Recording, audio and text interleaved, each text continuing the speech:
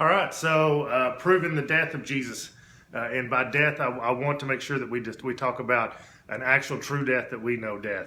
No brain activity, no heartbeat, not breathing, not just asleep or passed out. A true death, and the reason that that's important is whenever we look at some alternative views that have been mentioned to explain events in early Christianity. So a true actual death, and for this, I'm going to just try to hit the high points. There's a lot of stuff I'm not going to be able to mention, and I'm going to talk fast, so bear with me. All right. So what proof is that the crucifixion actually occurred? The Romans mentioned Jesus' death. The Roman letters at the time mentioned not only that Jesus was the founder of the church, but also mentioned his death. The Roman historian Tacitus, who we already talked about, was not a fan of Christianity, had no reason to give them any ammunition or any validity to their beliefs, said that Jesus was executed by Pilate. Not that he died of natural causes, not that he was killed at the hands of his own people, that he was executed by Pilate. The first century historian Josephus talks about Jesus' execution. Again, not natural death, execution. Jewish manuscripts at the time and the Jewish teachings discuss the death of Jesus at the hands of the court. Historical views and scholars who've gone back and studied the first century and specifically the life of Jesus conclude two things: that there are two events that cannot be disputed. Number one, that he was baptized by John the Baptist, and second, that he was put to death by Pilate. So historically it's there. The Romans say it's there. The Jews say it's there. Historians at the time say it's there. Islam and the Quran speaks of Jesus' death, or at least the execution as we know it. However, they offer some alternative views that we'll discuss later, but they mention the crucifixion occurring then.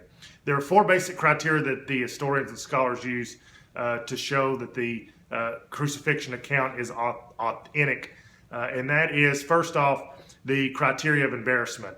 That for the leader of the early church, for the leader of Christianity at the time, for Jesus to die that type of death, it was embarrassing, it was excruciating, it was painful.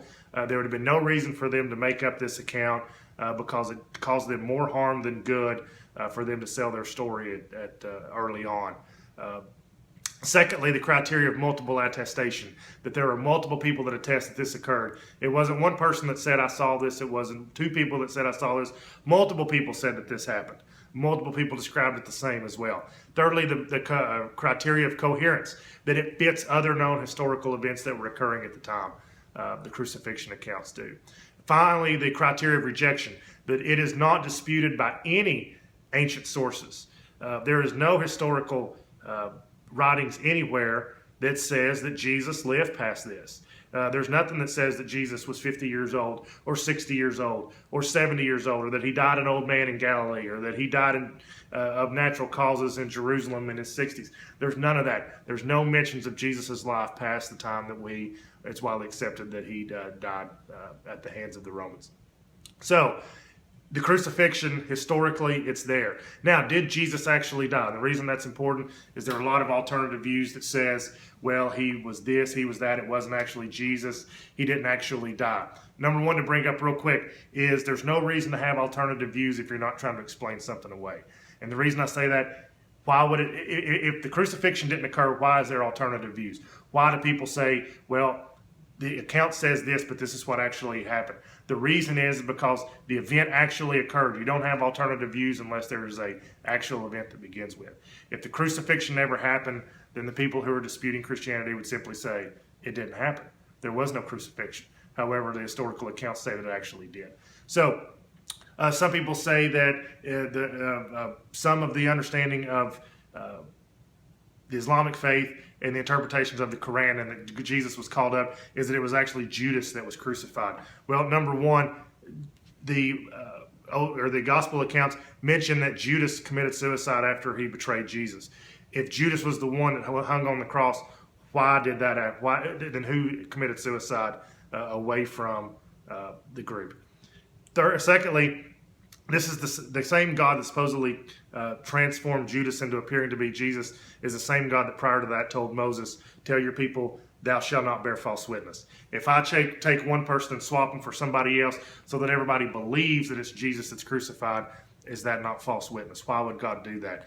More importantly, if this is at the hands of God, why would God not call Jesus up in front of everyone to further add validity that he is a prophet and that he is a divine, and that God has this power to call his people up at will? Why would you fake this death and then secretly call him up? That does nothing to further advance the kingdom of God, or in this case, Allah. So, if it is actually Jesus that's on the cross, then the other alternative accounts is that he didn't actually die. Well, the Romans knew how to do one thing at the time, and that was how to kill people.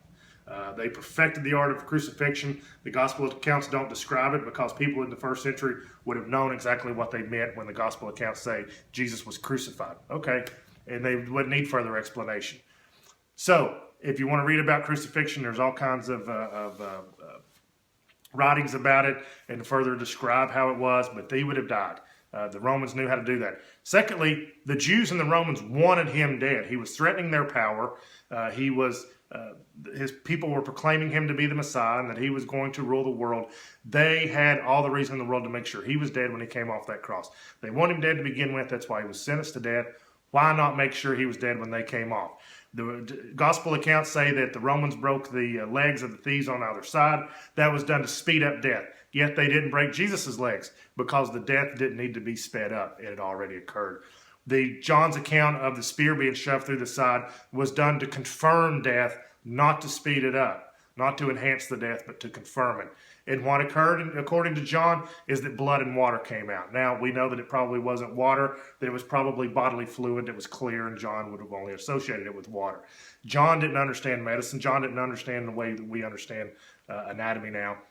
But we know that based on the location of the spear entering the side and the fact that clear fluid comes out, that it was probably either fluid from the pulmonary cavity, from the lungs, or from the pericardial sac around the heart. So that's what would have occurred. The spear would have either pierced the lungs, the heart, or both. And again, no reaction. So was Jesus dead when he came off that cross? Use logic. Come up with your own conclusions. But based on all that, and again, going back to, would the Romans and the Jews allowed him to be pulled off that cross if they didn't know 100% that he was dead? It's Good Friday. Hope you enjoy it. Hope you have a good weekend, and take care.